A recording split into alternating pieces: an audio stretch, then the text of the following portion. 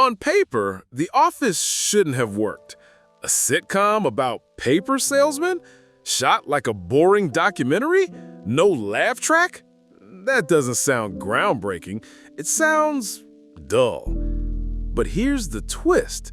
The Office wasn't just another sitcom.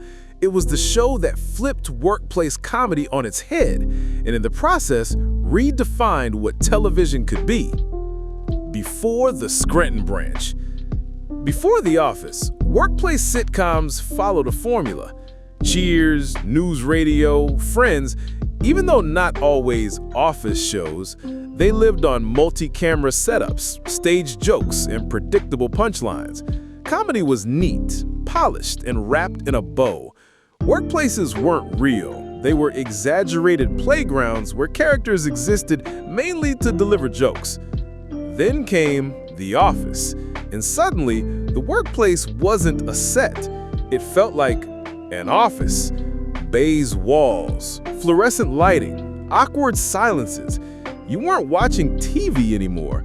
You were watching people you might actually work with. The Mockumentary Revolution. The genius of The Office was its format.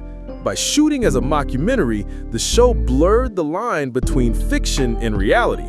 Characters didn't just say jokes, they gave looks to the camera. They acknowledged the absurdity around them. That tiny choice, the knowing glance, changed everything. Because the camera wasn't just filming, it was part of the story. The audience became a silent coworker trapped in the same absurd office as Michael Scott and Dwight Schrute. That format didn't just make the comedy sharper, it made it personal. The comedy of Cringe. Traditional sitcoms were about witty comebacks. The Office was about awkward pauses. Michael Scott wasn't funny because he told good jokes. He was funny because he told terrible jokes, and everyone else had to sit in painful silence while he doubled down. That's the brilliance. The Office taught us that comedy didn't always need punchlines. Sometimes, comedy is watching someone bomb and the awkward silence that follows. This is called cringe comedy, and The Office perfected it. But here's the secret to why The Office lasted. It wasn't just cringe. Beneath the awkwardness was heart. Jim and Pam's slow burn romance, Michael's desperate need to be loved, even Dwight's bizarre loyalty.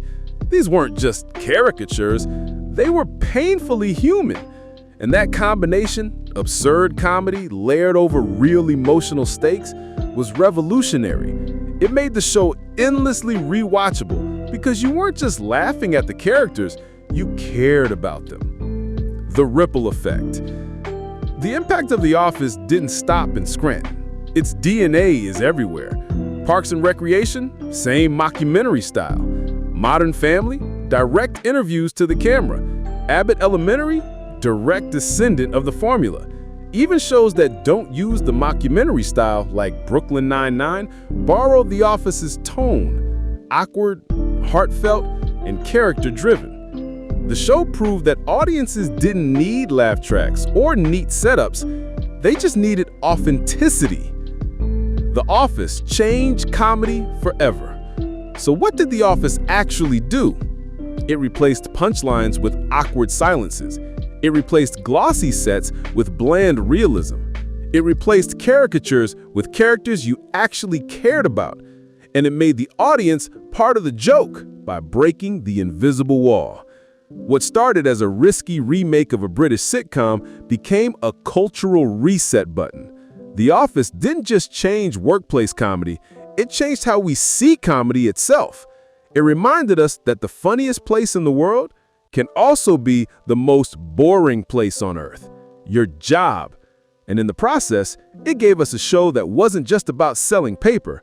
It was about surviving life, one awkward silence at a time.